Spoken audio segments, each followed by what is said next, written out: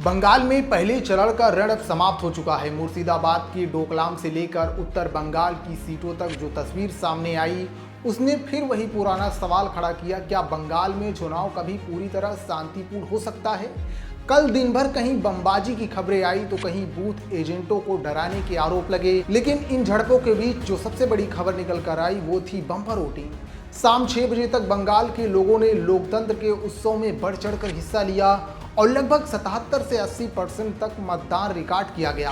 तनाव के माहौल में ये भी भारी टर्नआउट किसी बड़े बदलाव की आहट है या फिर मौजूदा सरकार पर भरोसे की मुहर। ये चुनाव सिर्फ ममता बनर्जी की वापसी या बीजेपी की बढ़त की लड़ाई नहीं थी, बल्कि यह माइक्रो लेवल की जंग बन चुकी थी। बंगाल की कई सीट ऐसी थी जहां पिछली बार हार जीत का अंतर सिर्फ 1 से 2% कम रहा था।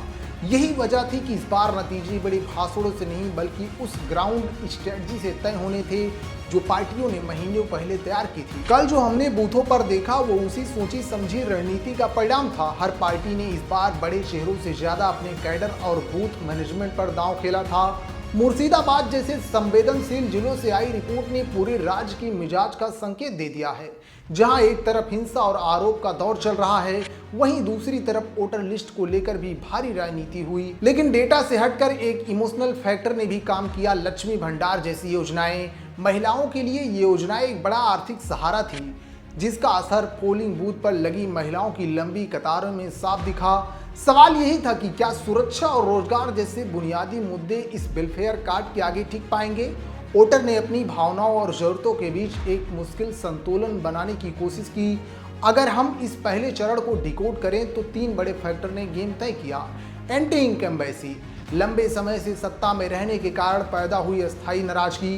बीजेपी की आइडेंटिटी पॉलिटिक्स, बीजेपी ने इस बार स्थानीय मुद्दों और पहचान की राजनीति पर पूरा फोकस रखा। द 80% फैक्टर, इतिहास गवाह है कि बंगाल में जब जब वोटिंग प्रतिशत 80% के करीब पहुंचता है तो नतीजे चौंकाने वाले होते हैं। यह मुकाबला अब ईवीएम में कैद हो चुका है, लेकिन यह कोई सीधा मुकाबला नहीं था बल्कि एक मल्टी लेयर्ड कॉन्टेस्ट था। वोटिंग खत्म हो चुकी है और बंगाल के वोटर ने अपना फैसला सुना दिया है। लगभग 80% मतदान के बाद अब सवाल ये है कि क्या भारी संख्या किसका खेल बनाएगी और किसका बिगाड़ेगी। क्या बंगाल में कोई बड़ा बदलाव होने जा रहा है? आपको क्या लगता है इस बार बम्पर वोटिंग का फायदा किसे मिलेगा? अपनी राय कमेंट में जरूर बताएं और बंगाल के चुनाव के हर सटीक विश्लेषण के लिए हमारे चैनल को सब्सक्राइब जरूर करें। जय हिंद।